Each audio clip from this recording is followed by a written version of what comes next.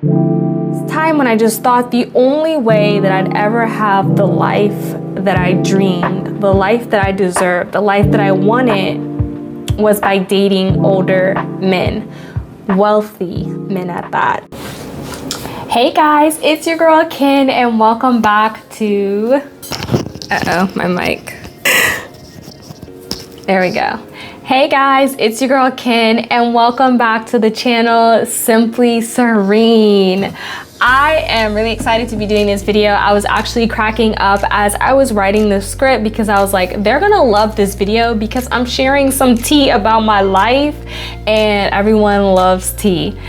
LOL. Let's go ahead and jump right in. Okay, sis, have you ever begged God for direction and all you got back was complete silence? You may be praying, you're journaling, you're probably even fasting, no breakfast on Monday, Tuesdays, and Thursdays, check. Going to church when you weren't going to church before, you are doing all of the right things, but heaven just feels silent.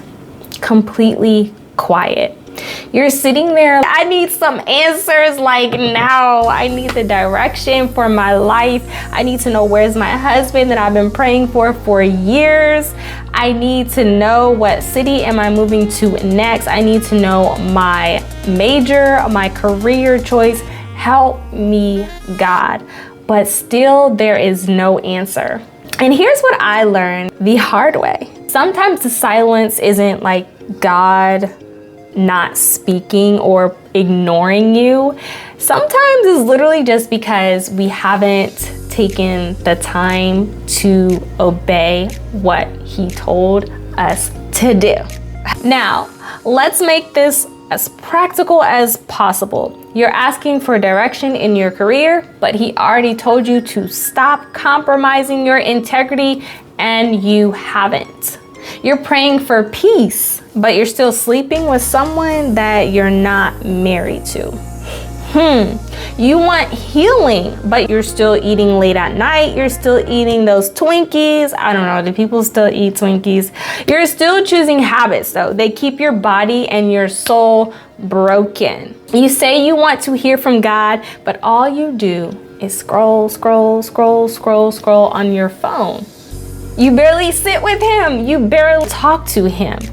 God isn't being silent. He's being consistent with the nature of the God that He has always been. He's waiting on our obedience. Now, you guys know on this channel, we never do thus saith Ken. It's always thus saith the Lord. So let's go to Genesis 12 and read what it says. God tells Abram, get out of your country, leave your kindred, get away from your father's house to a land that I will show you. And let's be real, that's a heavy ask. How many of us would have actually done that? Abram had to leave his home, leave his comfort, his community, his inheritance. But in verse 4, it says, and Abram departed. So he did follow God's command, but check this out. It says, and Lot went with him. Wait, let's pause because nowhere in the command did God say, yeah, leave your kindred and your family, but you can bring Lot. But somehow Lot is tagging along and he comes anyway. Some things you were supposed to separate from, you, me, are supposed to separate from, will still try to follow us. And unless we draw the line, this is a no, it's not going down like that.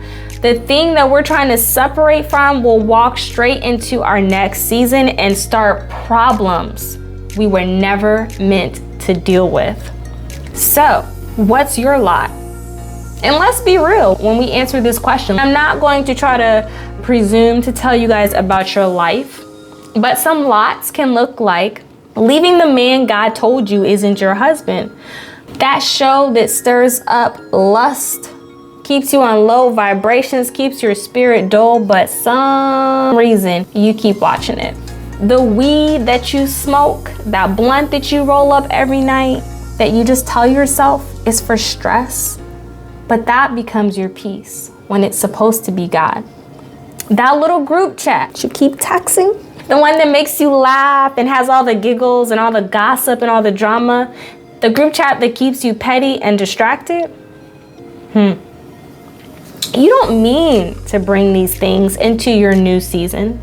You don't mean to bring these lots into your new season, but you didn't cut them off either.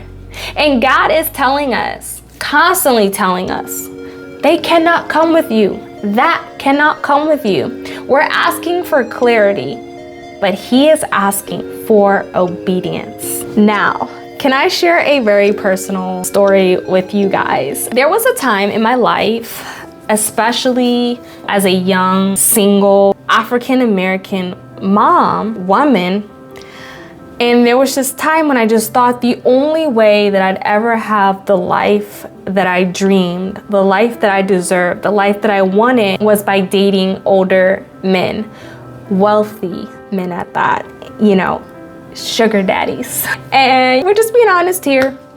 I literally thought that that was the route that I needed to take.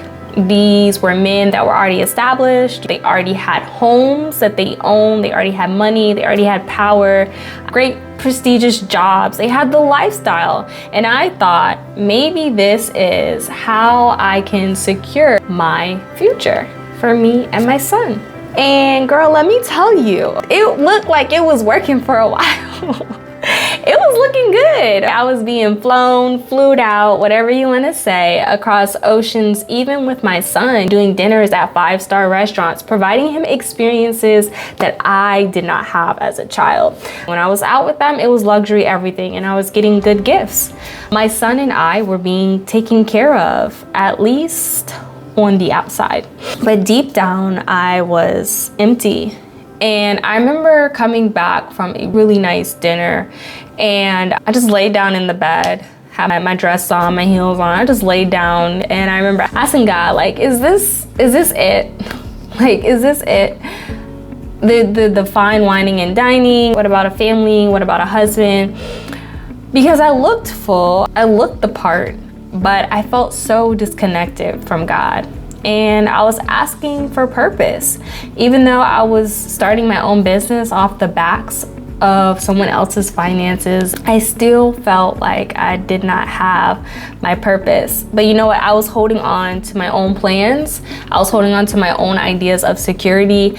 And what the Holy Spirit showed me was this entire lifestyle, my strategy that I was using to secure safety for my son and I, was indeed my lot. It was the plan that I built to survive, but it wasn't God's plan for me. It wasn't His way, it wasn't His time. It was a counterfeit version of what He had already prepared for me. He told me, let it go. He said, I already have your husband secured for you. I already prepared a future for you. I just need you to surrender of this illusion that you call control and security. And ladies, when I tell you I did surrender, but was it hard? Did it happen right away? Yes, it was hard, and no, it did not happen right away. But what I've gained now is a wonderful family, an awesome husband who's patient with me. He is a great stepfather to my son and a great father to our son. And we have a nice home in a nice neighborhood, and I have peace, I have purpose. And the best part of it all is that I have a love that I don't have to perform for. That's the best part. Now, let's get back to Genesis, because it's important for us to understand that Lot comes with weight. Bringing Lot into your life, carrying all of the extra stuff that God has already told us to let go, it comes with weight. And once Lot came with Abram, I need y'all to understand things got messy from the jump. His people started arguing with Abram's people. Then Lot actually chose Sodom, which was completely contrary to what Abram's journey was, which was to follow God. And then Lot had to be rescued. Not just once, multiple times. Lot did not just follow. Lot came with stress, y'all. He came with anxiety. And what's crazy, in Genesis 13:14, it says, after Lot separated from him, the Lord said to Abram, now lift up your eyes. That means the clarity. That means the vision. That means the next instruction, the next steps. It didn't come until the separation happened, until Abraham followed the original command that God gave to leave his kindred. And obedience requires surrender, y'all. It requires us to release.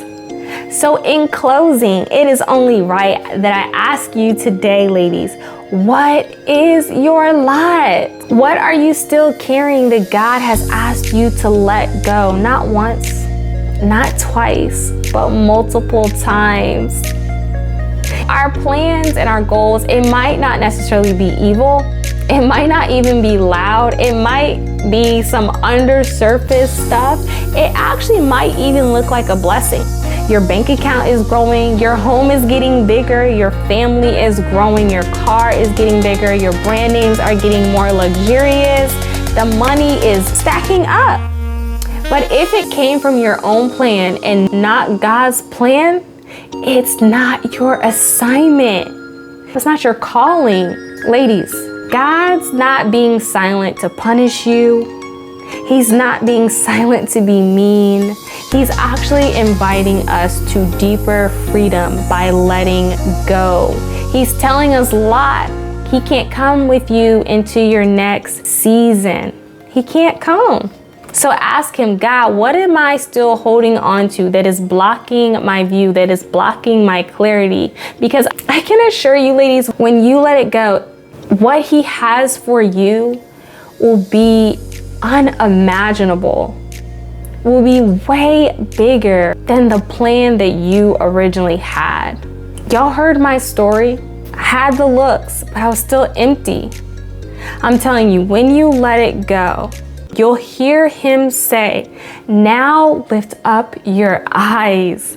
I'm telling you, clarity always comes after the separation. And whatever God tells you to separate from, it will be worth the release. I just want to say that I really hope that you enjoyed today's video. And I just wanted to add that if you did and want to hear more about my younger years, that sugar daddy stage that I went through, dating older men, and how the Lord had removed me from that situation and that lifestyle to a better, wholesome path, I would love to share more of that. Just let me know down in the comments below. I already talked to my husband. He's totally comfortable with me sharing it. When I was going through that stage, I wish that there was an older woman who had some wisdom and who could share with me things of encouragement that would have helped guide me, where I wasn't wasting years on my life on a plan that was self-made and self-destructive. I wish there were people that would have told me and not just stood by and watched on the sidelines. So if I can be that help to another young woman, I would love to. And ladies, I need y'all to comment. I need y'all to give me some thumbs up, some likes. Let me know that you are enjoying these videos and the content that's being shared, and converse with me. I want to talk with you guys. I want to know my subscribers, and I want to know you guys' thoughts. So until next time, bye.